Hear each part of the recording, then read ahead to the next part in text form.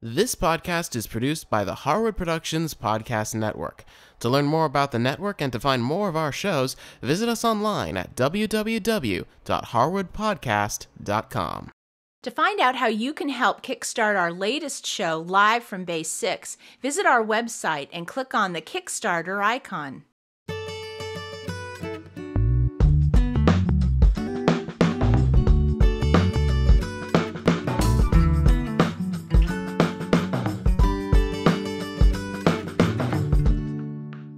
Well, this is a special episode of the Cookie Jar.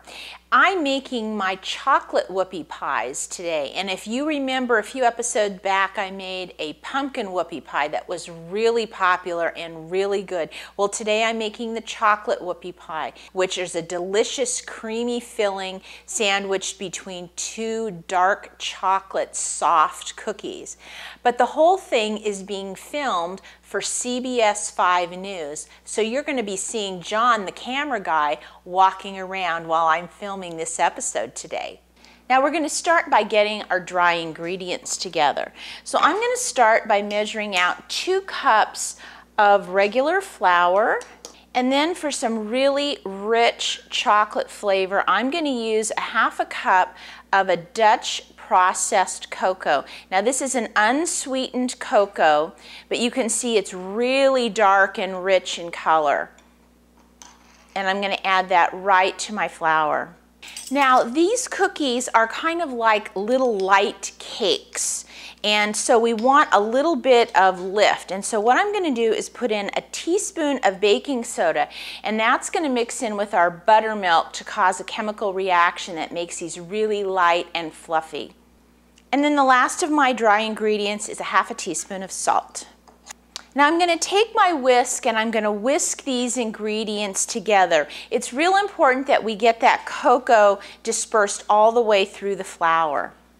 Now I'm going to set my dry ingredients aside, and then I'm going to go ahead and get things going in the mixer. Now I'm going to start by creaming a half a cup of butter. Now I've not taken my butter out of the refrigerator to soften, so what I do is I take it and I cut it into little cubes, and I find that creams up really well in the mixer. What I do is I just take the butter and I cut it in half lengthwise twice, like this, and then I just bring it together and I cut it into little cubes like this, and I find that's just really an easy way. You don't have to remember to take your butter out hours in advance. So my butter goes right into the mixing bowl, and I'm going to start creaming that. Now while that's creaming, I'm going to go ahead and measure out 1 cup of brown sugar. Now when you're measuring brown sugar, make sure you do lightly pack it. And then I'm just going to go ahead, I'm going to stop my mixer. The butter is started to cream up nicely, and I'm going to go ahead and now cream that brown sugar in with the butter. I'm going to let this cream for a couple of minutes because I do want this to get really light and fluffy. Next, I'm going to go ahead and in a small bowl, I'm going to crack 1 egg, and then to that I'm going to add 1 teaspoon of vanilla. I'm going to go back, and this is looking really nice and fluffy, so now I'm going to add my egg and vanilla, and I'm going to let that beat until I see no more signs of the egg. That just takes about a minute or so. Now we're going to start incorporating our dry ingredients and our buttermilk in the batter. Now when you use buttermilk, you need to make sure to shake it up. Now I haven't opened this container yet. If I had, I would make sure to pinch it tight because you don't want it to fly all over the place. But with buttermilk, the solids tend to sink to the bottom, and we want to make sure that they're really nice and mixed in. So I'm going to go ahead and measure out 1 cup of buttermilk. So now it's time to get the rest of our ingredients together. So I'm going to first start, I'm going to have the mixer off, and I'm going to put about half of my flour mixture in like this. And then I'm going to put the mixer down, let it run on a low speed, and then I'm going to put in half of my buttermilk. Then I'm going to immediately go ahead and put the rest of my flour and the rest of my buttermilk. And I'm going to let this mix just until the flour is dispersed. And I'm going to turn the speed up just a little bit. And that looks really good. So it doesn't take very long at all. Now at this point, it is really important that we take the time to scrape down the bowl and make sure that there are no pockets of flour or buttermilk. And this looks really good. So now we're going to go ahead and scoop these onto our baking sheet. Now, what we want to have is our baking sheet with a piece of parchment on it. Now, I'm going to be using a medium cookie scoop because these whoopie pies do spread a little bit. So because of that, I'm just going to put 6 scoops of dough on my baking sheet. I want to make sure they have plenty of room to spread. Now I've preheated my oven to 350 degrees and these are going to bake for about 15 minutes. So these have been in the oven about 15 minutes. They look fantastic.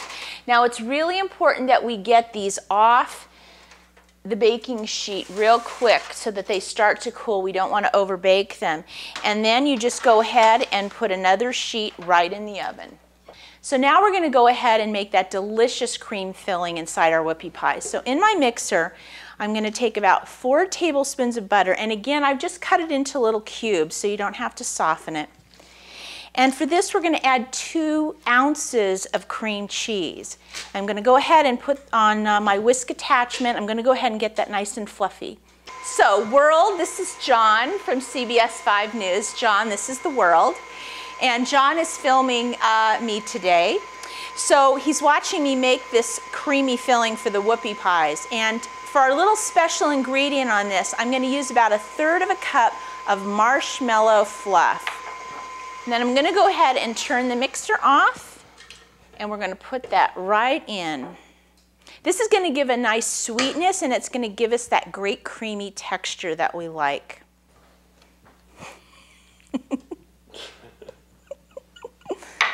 Okay, we're going to get that going.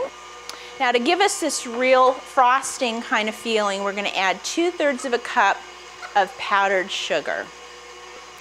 Now for this, I'm going to turn my mixer off because if I put the powdered sugar in, it may just fly all over the place, which I don't want. So just go ahead and put that in,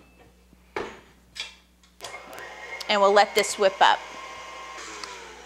Now about halfway through, I like to stop and go ahead and scrape down the bowl because a lot of times that powdered sugar has clung to the sides of the bowl and we really want to get it well incorporated. Now that is looking really good. So we're going to do one final scrape down and this is looking nice and creamy. So let's go ahead and start filling our whoopie pies. Now whenever I'm going to do any kind of frosting, I like to take it out of the big bowl and put it into a smaller bowl. I find it makes it a lot easier to assemble these. Now I'm just going to use my offset spatula. Now for whoopie pies, we need to have 2 of the cakes and we're going to put those together. So you're basically just going to take a nice dollop of that cream, put it right in the center, and then make a little sandwich, just like this. Well, I want to thank CBS 5 News for joining me here today in the kitchen. And if you'd like to see the piece that they put together on us, just go to our website and visit the behind the scenes, and I'll have the footage there and you can actually watch what aired on television. Also, if you want to give these chocolate whoopie pies a go, again, go to our website, but visit the cookie jar show notes and I'll have the recipe there for you. And as always, if you have any questions, please feel free to send me an email. I'll see you next time.